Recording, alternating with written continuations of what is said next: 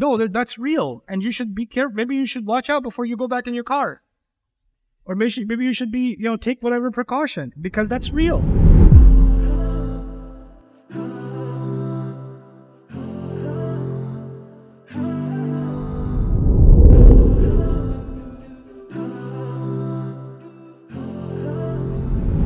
One last one. You waved your hand, so I'll give you a... Yes. You still have your hand up. Good. So as soon as something negative happens, people tend to blame it on Nazar, or the evil eye. So my question is, what is the meaning of the evil eye in the Quran compared to the knowledge we have from our cultures? You're not going to like it. I'll tell you now. I am not convinced that we have interpreted the common interpretation of the hadith involving the evil eye is interpreted properly. Al-aynu haqq, in my opinion, Allahu ta'ala alam, al-aynu haqq is referring to jealousy, can have really bad consequences. But not that if I stare at someone with enough laser focus, they will fall down the stairs. You developed, I developed really bad allergies yesterday because the first day somebody didn't say MashaAllah when they saw my PowerPoint presentation. No, because if Ayn was really that powerful, then every time a country elects a president that the country doesn't like, everybody should just get together for an Ayn party and then they should just start melting as they speak. And though nobody received more ayn than the Prophet of Allah, sallallahu alaihi wasallam, right? The thing with the idea of you dressed up for a wedding and then you looked really nice, but you didn't say mashallah, or somebody else didn't say mashallah. Even worse, okay, you said it. You're like mashallah, tabarakallah, inshallah, la hawla wa la quwwata illa billah, Allahu la ilaha illa huwal hayyul qayyum. But when you got to the wedding, somebody in a corner was like, "Wow, she looks nice." Some old lady, and she didn't say mashallah, and somebody else pulled her the other direction, and now all of a sudden qadr has changed, and now you're just going to develop this skin rash that's going to make like boils on your forehead, and you're like, that old lady, I got ayn at the wedding. No, that's, in my opinion, that is superstition.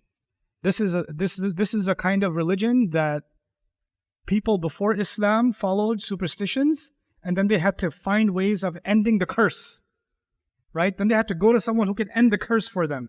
And the end the curse was kind of a spiritual pharmacy where the guy will say, oh yes, I must contact the spirits, and you have this demon on you, you have this evil eye on you, you have this, magic spell on you, and I will give you this, mixed drink this, and then go around in circles 3 times, and then do the hokey pokey, and then it will go away, but it'll charge you $50 or something. This whole nonsense, this was the way that people used to buy religion, right? And Islam came, where in the Quran is this ayn? Where is it? And then people extrapolated from ayat like, وَإِن كَادَ الَّذِينَ كَفَرُوا لَيُزْلِقُونَكَ بِأَبْصَارِهِمْ لَمَّا سَمِعُوا الذِّكْرَ.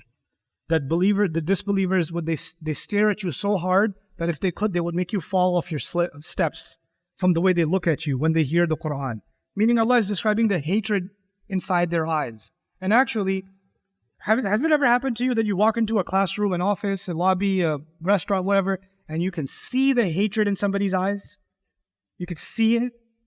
That's al-aynu haqq, meaning watch out for people like that. Don't just assume, oh, they must just be having a bad day. No, that's real. And you should be careful. Maybe you should watch out before you go back in your car. Or maybe you should be, take whatever precaution, because that's real. Facial expressions are a giveaway.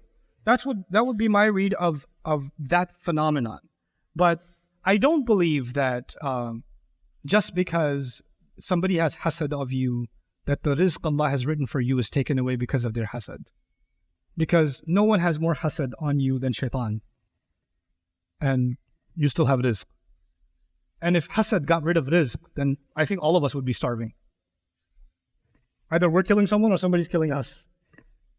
You understand? So it's an exaggerated extreme that has gone too far, and we've turned our religion into this superstitious stuff, and it's just not something true to the spirit of the Quran, in my opinion. Allah. I hope you guys enjoyed that video clip. My team and I have been working tirelessly to try to create as many resources for Muslims to give them first steps in understanding the Quran all the way to the point where they can have a deep, profound understanding of the Quran. We are students of the Quran ourselves, and we want you to be students of the Quran alongside us. Join us for this journey on BayyinahTV.com, where thousands of hours of work have already been put in. And don't be intimidated, it's step by step by step, so you can make learning the Quran a part of your lifestyle. There's lots of stuff available on YouTube, but it's all over the place. If you want an organized approach to studying the Quran beginning to end for yourself, your kids, your family, and even among peers, that would be the way to go. Sign up for BayyinahTV.com.